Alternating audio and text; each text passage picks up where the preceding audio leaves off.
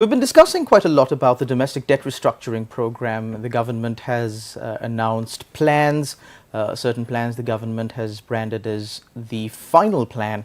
And one of the most unpopular decisions that the government has made, of course, is to restructure the EPF and the ETF, the bonds that have been issued to the EPF and ETF. This would obviously result in the pension fund of the working class here in Sri Lanka taking a hit or bearing the brunt for the mistakes that have been made in the past as far as ensuring debt sustainability here in Sri Lanka. To discuss these matters and much more, we've got with us today Mr. Gihan Pathirana, an economist. A very good evening, Mr. Pathirana, and welcome to the show.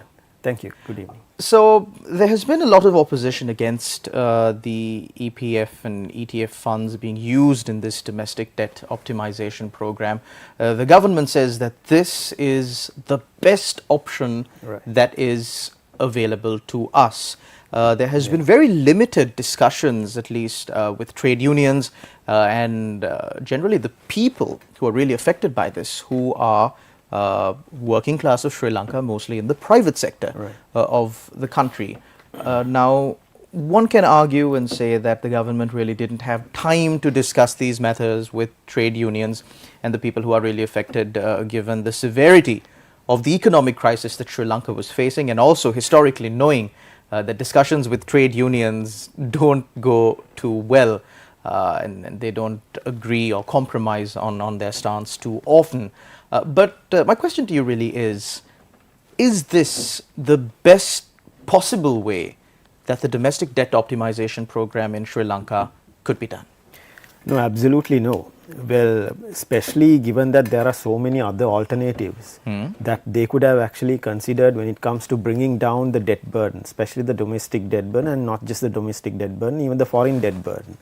So we have as a group of trade unionists and also civil representatives have actually come up with a few alternatives which would actually give a greater scope and greater relief to the government in terms of reducing the debt burden, other than slashing the only savings of the working class or the working people of the country after they actually retire from work. And this is obviously, we all know that this is the only savings and only source of funds that they have once they stop working, once they retire. And for the most of the working people, that is their only relief, or that is the only source of funds they have to the till the rest of their lives. So now the government has exclusively targeted these funds, while there are so many other options. For instance, now I'll just make a small comparison. Now recently or day before, Governor Nandalal said now, including us and certain other parties, have been complaining or have been pointing out that around 45% of the total returns to the fund in the next 16 years will be slashed if this DDR program is 45%. 45%, minimum of 45% of the next 16 years. The value will be slashed if the DDR is enacted, because this happens in few fronts. One, on the interest rate reduction and the compounding rate which is affected, and on the other hand we have to take the terminal value of the interest rate loss. We have to put that together, and that comes to 45%. But I think one of the main arguments that a lot of the leaders in Sri Lanka, or politicians, people in parliament who raise their hands in favor of this proposal are saying is the fact that usually when it comes to the EPF, and let's take an average person, how will that average person be affected by it? They build up this argument that if there's a person working in the private sector contributing to the EPF and ETF, come his retirement time, he will be able to withdraw the full amount of money that is due to him. There will be no reduction.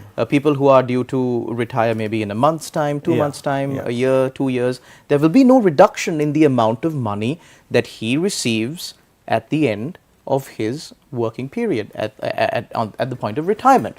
So what they're trying to say is that, look here, we have a lot of money here in this fund, and that money is being, invested in bonds and rolled over and over. So let's use this money, because that is the best way that we can have less of an impact on the economy of Sri Lanka in conducting this domestic debt optimization? And in the end, what's the harm?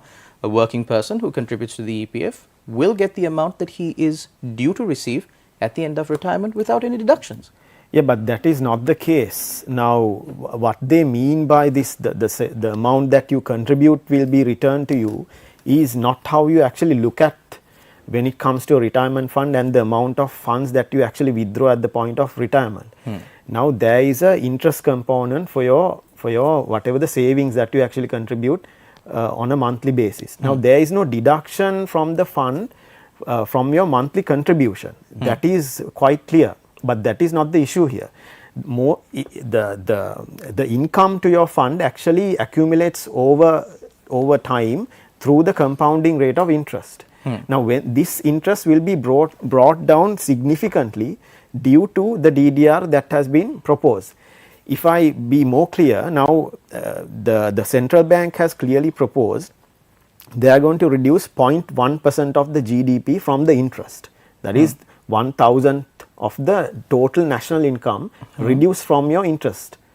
And then on the other hand, 0.4% the principal payments that are when the bond is maturing, that amount is extended over a period of 16 years. There are maturities also that are happening, but still, then again the total 0.5% of the GDP will happen in the next 16 years throughout. Now, what we need to keep in mind is that GDP is something that is growing each year. So, what accrues under this 0.5% will also increase at the same rate. So, the same amount, the impact will be shown by that 0.5% on the fund itself. So, when you are saying, look here, you are contributing some amount, nobody is going to slash that. What we need to look at is the total returns you would get without the DDR and the total returns you would get after the DDR. So, say so for instance, how much is the difference like? I mean, yes, say the difference is huge. Now, if say you are about to receive something like 10 million after in 2038 before DDR. Yes, before DDR, if you are to receive around 10 million rupees, your net return, the funds you could actually withdraw before tax. Now, there is a tax you have to pay when you are withdrawing at the point of withdrawal also. Before that tax, that would go down to somewhere around 6.3 million. So let's just forget the tax component just to make it easier for our viewers to understand. Right. So what you're saying is, so that's around 47% reduction from the total fund. So what you're saying is somewhere in 2018, if a person is waiting to 2038, if someone is waiting to retire in 2038 and he is due to receive 10 million rupees before DDR. After the DDR, he will only be receiving 6.7 million. 6.3, somewhere around that. That is around 47% from the fund has been deducted. But that doesn't mean they will be slashing your contributions. I understand. The slashing will come through the reduction in the rate of return you will be getting, net rate of return. And it is the net rate of return which actually accumulates your fund, not your monthly contributions. So, Mr. Pathirana, do you think that the general public as a whole, especially the working class in Sri Lanka, are really aware of these implications? I would say no, because for many reasons. Because on one hand, we see the opposition parties are not educating the public, and even the trade unions and even the economists have not been educated. Now, recently we have been seeing few of them like being very active in the parliament and so on, complaining about how unjust and undemocratic this process is, especially exclusively targeting the EPF and the ETF. When there is other more lucrative options, for instance, the tax evasion. The tax evasion itself is much greater than the reduction in the debt burden which the central bank is actually expecting. The amount of taxes that they can actually reclaim and that has been evaded would give them a benefit much greater than the EPF reduction, what they expect from the EPF reduction. Because if we take And now when we were actually trying to convey this message, central bank governor completely obstructed us and never gave us the chance, saying that this is not our, this is completely out of their purview. You're speaking about the discussion that yes, was held recently with the governor of the central bank. Exactly. So, but that argument itself is quite fraudulent, because if you take the Monetary Law Act, the first condition in the Monetary Law Act is that the central bank is bound to maintain the stability of the economy, and whatever processes that are actually happening which are actually endangering the stability, economic stability, central bank has the responsibility in intervening. That's one thing. And even beyond that, if you take the DDR proposal, the 30% tax have been proposed by the central bank. So while they are saying not to talk about the taxes and so on with the central bank itself actually proposed the 30% tax instead of the DDR. If you are participating in the DDR, you will be excluded from the 30% tax, but if you refuse to participate, you will be taxed 30%. That is the condition which the central bank itself proposed. And beyond that, there have been so many other tax proposals, how to expand the tax net and so on in that proposal, which are made by the central bank. So that is clearly in their mandate to provide advocacy to the government in terms of the tax revenue and so on. So that is a clear option which they had, other than slashing the funds of the EPF and ETF, because you know, if you take the 900 billion value, you have to take the present value of that. But Mr. Pathirana, let me pose this question to you this way. Now, the first question that I asked you was, is this really the best way forward? And you said, no, this is definitely not the best way. There are better ways that would impact the people who are the subject of concern here, because they are the innocent party. They weren't the people who made Sri Lanka unsustainable as far as the debt is concerned. So it's not the best option. But what if I ask you, is this the easiest option that the government has?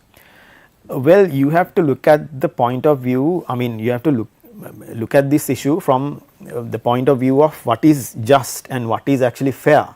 And as you correctly mentioned, the working people of this country has nothing to do with this crisis, and they are not part of, they are not the agents of this crisis. And there are many parties, including the corruption in the government, including certain business conglomerates that have been assisting that process, who are actually at the heart of this economic collapse.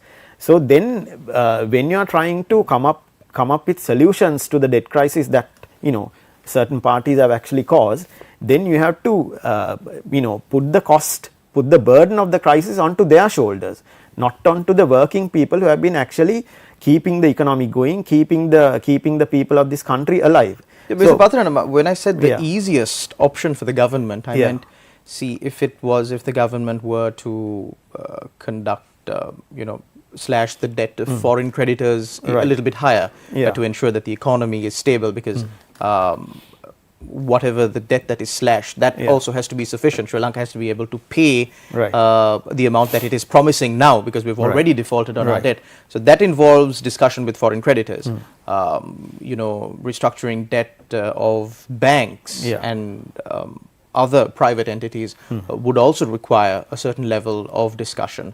And of course, as you said, there are certain conglomerates that are involved in this matter, very close to politicians. They won't be very happy, and the politicians will have to take a little bit of a hit for that. So the EPF, ETF are two funds, they're standing. The people who are actually benefiting from it, contributing to it, who are members of the fund, are not represented there. They have no voice. There is no need for discussions.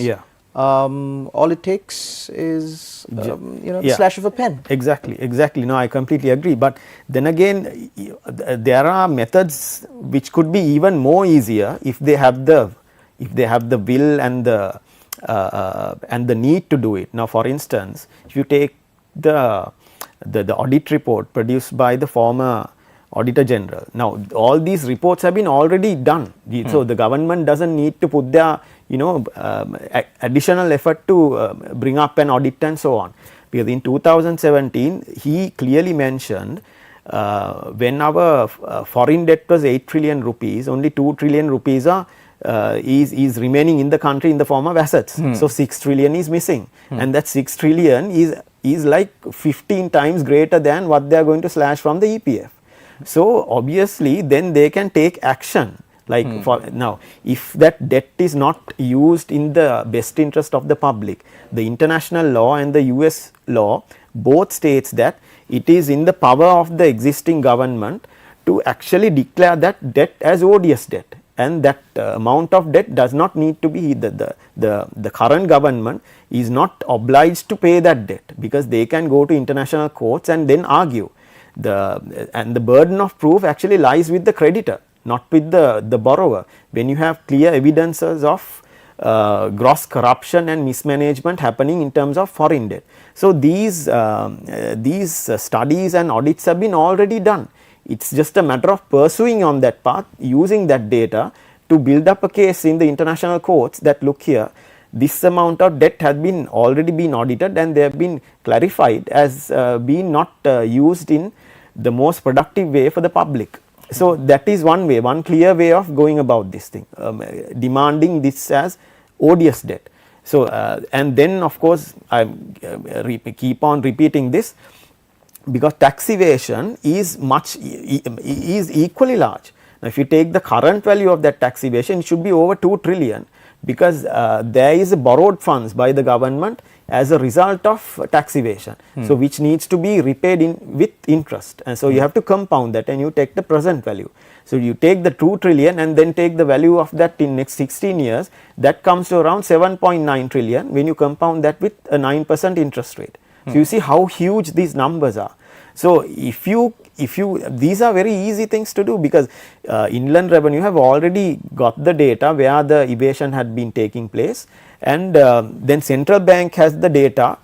If these people own bonds, they can actually cancel these bonds who have, like there is clear evidence of tax evasion, and if that volume exceeds that amount of bonds these people hold, they can actually take over their deposits, which would have zero impact on the banking sector, because it is a transfer of ownership, not there is no withdrawal of funds. Right. So zero impact on these two three options alone exceeds more, I mean in multiple times, in terms of if you consider what the impact on the EPF is.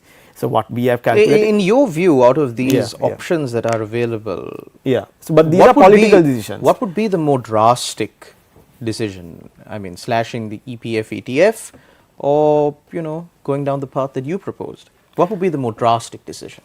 I should say the most unjust and undemocratic decision is slashing the EPF and ETF, because. But what would be the most drastic? What do you mean by drastic? I mean, unexpected, that would probably cause a bit of, a shift in the powers that be.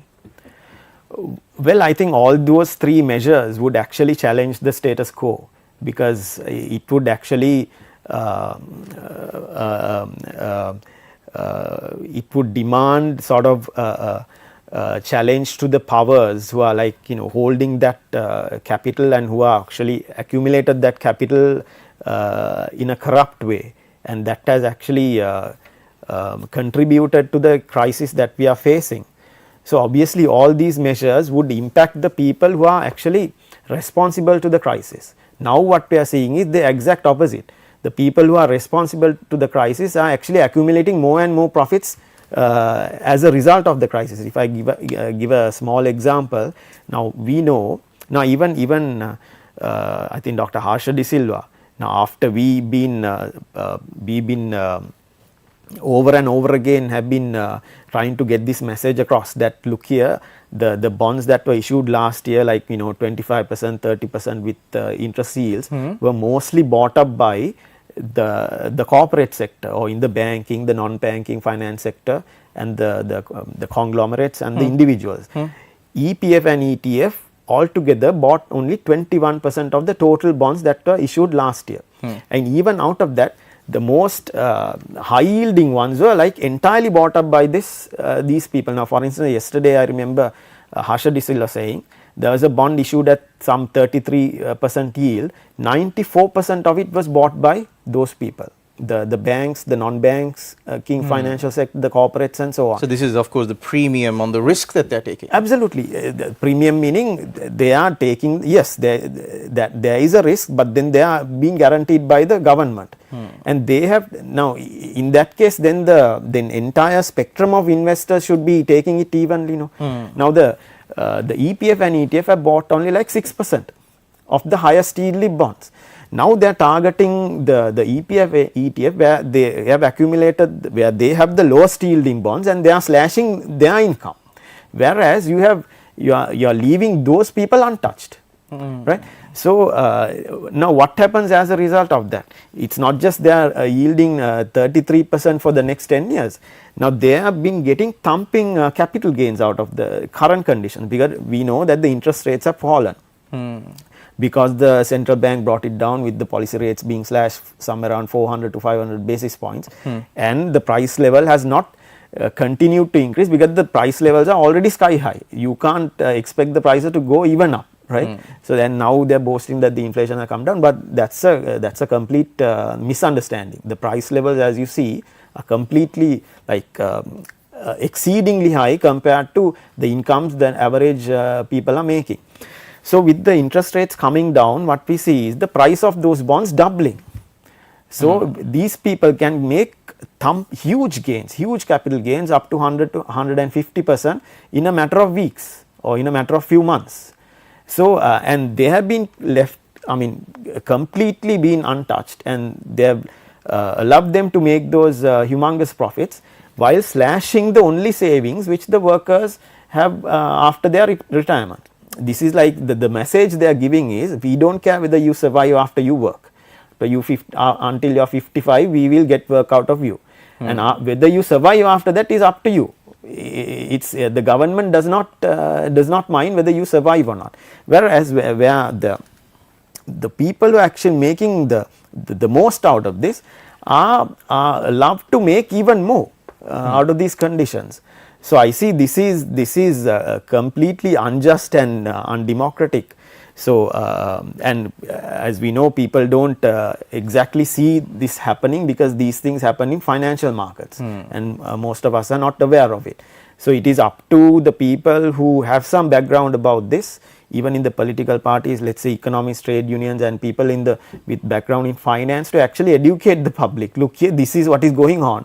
They have been ripping you off for ages now. But Mr. Pathirana, now we're in the final few minutes of the show, so right. I'd like to draw your attention a little bit to what's really happening in the country right now. Next year is slated to be an election year. I know we're already in an election period. Right. However, the election is not taking place. It's been postponed indefinitely. However, even the governing parties, the president to a certain degree has hinted that next year will be an election year. And now we're receiving reports about certain budgetary reliefs at the upcoming appropriation bill. And also, we can see that political parties are now prepping for an election. You see the age-old arguments of, this individual was the savior of the nation, and you also get certain political parties trying to push a racist agenda, right, and try to secure some seats in that way. Do you think that these, age-old political tricks that mainly divide and conquer, that political parties have been using for so long to stay in power, right, and to keep the people in check, will succeed again at a time when people are suffering financially so much? Do you think that will overshadow again? I think your question is whether they will play the racial card to. No, my question is, they will definitely. There will be individuals who will play that card. I mean, I'm willing to bet. I'm willing to bet that they will. Happen, whether the public would. Yes, in your experience, judging by the sentiment among the general public, do you think that kind of an argument or an agenda will trump the real issues that the people are facing, which are economical, financial? Yeah, right now, if you look at the public opinion and how it's been handled right now, I don't think that would have a major impact on how people would decide at the polling booth, especially because what we know, this is not the This is not the historical experience we see elsewhere. We see that whenever there is an economic crisis, forces of fascism and racism and all this divisive politics being propped up. Let's take the history of Europe and so on. This has been very clear.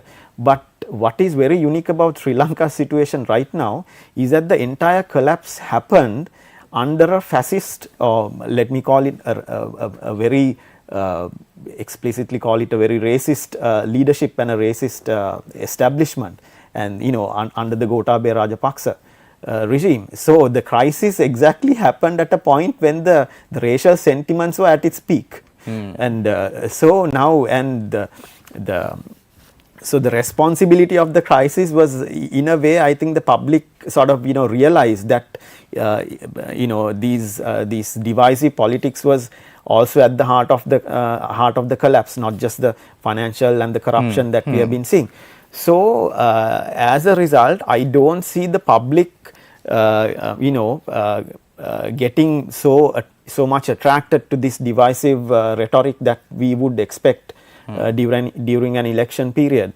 And therefore I would say that at this time public would definitely focus more on the real issues. There are economic and financial issues, and basically the collapse of the entire social fabric that we are seeing around. The education, even the health sector is collapsing.